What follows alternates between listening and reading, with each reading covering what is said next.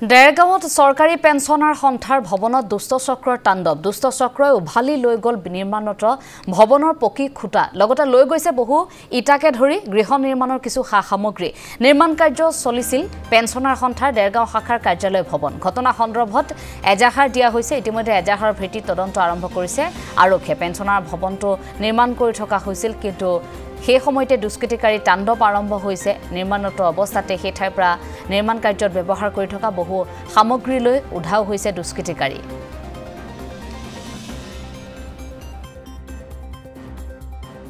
আইনসঙ্গতভাৱে আমি আগবাঢ়ি গৈছোঁ আৰু ইতিমধ্যে আপোনালোকে দেখা পালে যে আৰক্ষীয়ে আহি তদন্ত কৰিছে আৰু আমাক আশ্বাস দিছে যে দোষীক তেওঁলোকে কাৰ্য কৰিব বা ইয়াৰ এটা এনকুৱাৰী কৰিব আৰু আমি দেৰগাঁৱত মানে এই যিটো পৰম্পৰা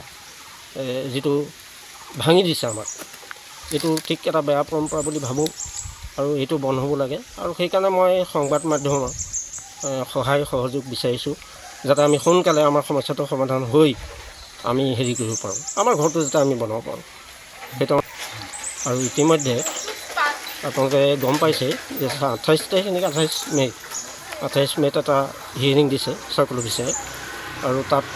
সেই দিনটোলৈকে আমি ৱেইট কৰিম বুলি ভাবিছোঁ এইটোতো ইনভেষ্টিগেশ্যন চলি থাকক তাৰপিছত সেই চেটলটো হ'লে কি কৰে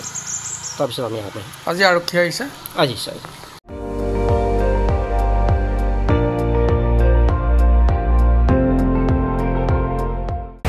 আপুনি চাই আছে ND24 সৰ্বশ্ৰেষ্ঠ নহয় সৰ্বোত্তমৰ দৌৰ